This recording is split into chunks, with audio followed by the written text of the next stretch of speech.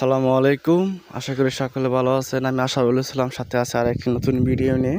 তো করলা জমিতে এখন মাছা তৈরি করতে হবে। তো আমাদের আঞ্চলিক ভাষায় মাছাকে জাংলা বলা হয়ে থাকে। তো জাংলা তৈরি করার জন্য প্রথমে দরকার হবে খুঁটি, যে খুঁটিগুলো আমরা বাঁশের খুঁটি হিসেবে ব্যবহার করে থাকি, এবং প্রত্যেকটি খুঁটির দৈর্ঘ্য হবে 7 ফিট, এবং এটা একটি থেকে আরেকটি দূরত্ব হবে 7 ফিট। তো এখন আসি কীভাবে সেটা করতে হবে। তো সম্পূর্ণ জমির চারদিক দিয়ে খুঁটিগুলো দিতে হবে, মাঝখানে খুঁটি পরও দিলেও চলবে, এবং খুঁটিগুলো দেওয়ার পর প্রত্যেকটি খুঁটির সাথে একটি করে টানা কাটতে হবে।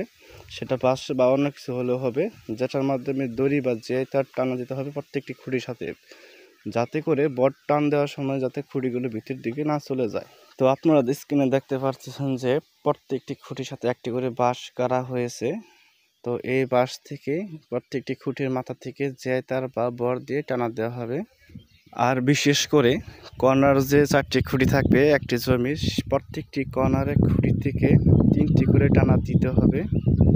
তো আপনারা 3টি যে তার দিয়ে দিতে পারেন বা বর দিয়ে দিতে পারেন। যে তার দিয়ে দিলে কী হবে, শিয়ালে কাটতে পারবে না, সুতা দিলে কেটে দিতে পারে, এতে করে জাংলা ক্ষতি হতে পারে। তো প্রত্যেকটি কর্নারে 3টি করে টানা দেওয়ার পর সাইডের খুঁটিগুলো শুধু একটি করে টানা দিলেই হবে। টানা কমপ্লিট হলে যে কাজটি করতে হবে সেটা হচ্ছে জমির এক দিক থেকে অপর দিকের খুঁটির সাথে বর টানতে হবে।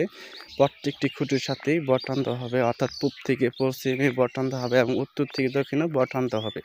মাঝখানে যে খোলা জায়গাটুকু থাকবে বর টানার পর 7 ফিটের মাঝখানে, সেখানে চিকন সুতা দিয়ে পূব থেকে পশ্চিম এবং উত্তর থেকে দক্ষিণ টানতে হবে। এতে করে স্কোয়ার আকারে বক্স তৈরি হবে, যেটা উপরে গাছগুলো খুব সহজেই ছড়িয়ে পড়তে পারবে। তো আপনারা স্ক্রিন দেখতে পাচ্ছেন যে আমি কীভাবে টেনেছি। তো আপনারা এইভাবে টানতে পারেন। তো সম্পূর্ণ জমিতে সুতা টানানোর পর যে কাজটি করতে হবে সেটি হচ্ছে সম্পূর্ণ জমিতে মাঝখানে খুঁটিগুলো দিতে হবে। খুঁটি যেভাবে দিতে হবে সেটা হচ্ছে, আমি যে পূব থেকে পশ্চিম উত্তর থেকে দক্ষিণে যে বরগুলো টেনেছিলাম সেই বরগুলো একটা আরেকটার সাথে যেখানে মিলিত হয়েছে সেখানে খুঁটি দিয়ে এভাবে উঁচা করে দিতে হবে। অর্থাৎ উপরের মাঝখানে যে খুঁটিগুলো হবে সেটা একই লেভেলে রাখলে জানলাটা দেখতে সুন্দর দেখাবে।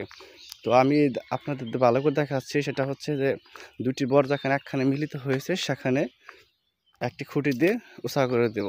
তো মাঝখানে খুঁটিগুলো 6 ফিট হলেও সমস্যা হবে না, যেহেতু সাইডে খুঁটিগুলো গাড়তে হয়। মাঝখানে খুঁটিগুলো না গাড়লেও চলে, শুধু 2 বরের মাঝখানে খুঁটা দিয়ে উঁচা করে দিলেই সম্পন্ন হয়ে যায়।